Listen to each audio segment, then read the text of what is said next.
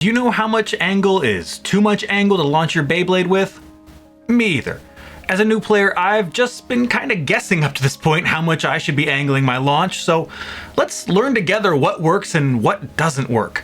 I'm coming in with preconceived ideas of what's right and wrong, so let's explore what actually happens. And I want to encourage you to do your own testing as well to see if you find anything different, or what feels best for you. Since we could get really detailed with exactly what degree each angle is and minor variations effects on it, we're just going to simplify it and have 3 classifications for this video as a starting point that you can work with.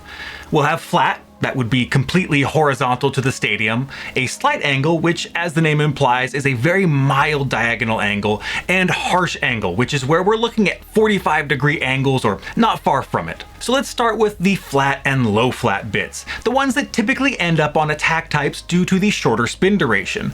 I figured if any bit type was going to want a harsher launch angle, it would be the Beyblades utilizing these bits. But starting with flat launches, the Beyblades almost immediately found their way to the rail to go for at least one X-dash, if not repeatedly hitting them. And when I introduced a slight angle, it still finds its way to the rail relatively quickly and grabs on, so it's not a massive difference. Where things really change is with the harsh angle launches. It feels like you're betting everything on your blade being low enough to hit the opponent's ratchet on the first hit, bursting them or sending them out of the stadium, because you sacrifice a lot of redundancy and energy for this.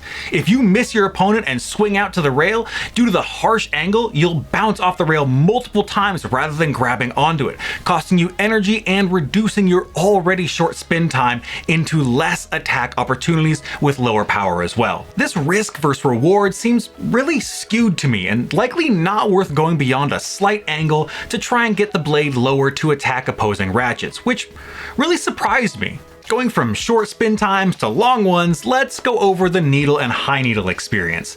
These bits love to hit the center of the stadium and live there.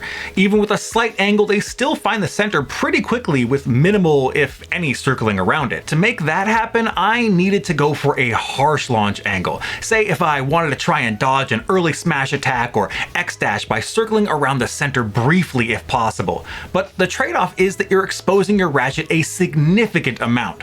So when you do get hit, it's likely going to be worse for you. Similar to the harsh angle with the flat bits, this one doesn't feel worth it. But there may be some extra play with these bits here though. Of course, if you're going for a stamina versus stamina battle or similar, you're likely going to want a more flat launch to outlast. But if you want to try and dodge something early, I found that an angled launch that's launched hard and hits the lip of the inner circle can cause it to fly over to the rail and bounce off it briefly before settling in, hopefully avoiding an attack in the process. This is where I have to stop and remind everyone I'm new and don't have the experience to know if something like trying to dodge is possible in actual matches or not. It seems plausible, but I can't be certain until I can make it to some events, which is why I love hearing from the experienced players on these videos. That said, let's move on to the ball and orb bits and how they looked. These felt closer to the needle bits, with the difference of starting by circling around the center of the stadium for a bit before settling into the center.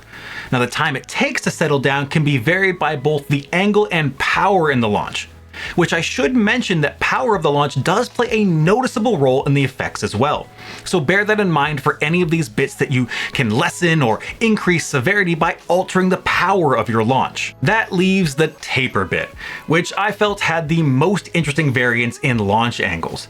If I launch flat with either soft or medium power, it would circle around the center, but launching hard will send it to the rail for an X-dash. If I introduced a slight angle, I would start to get a flower pattern rather than circling, while still being able to go out and grab the rail if launched with enough power. When it came to a harsh angle launch, it's an option, but I'm not sure it's a good one.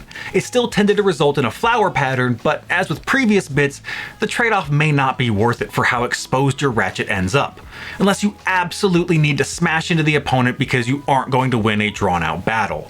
Now I wish I could have gotten my Leon Claw in time for this video because the bit on that blade is super interesting in that it looks like it combines a ball or orb with a flat, giving you potentially even more variety of options. So keep that in mind as this generation continues to evolve. We may get more multifunction bits that allow us more options as time goes on. And this all leads me back to the thought of adjusting your launch based on what you expect your opponent to do.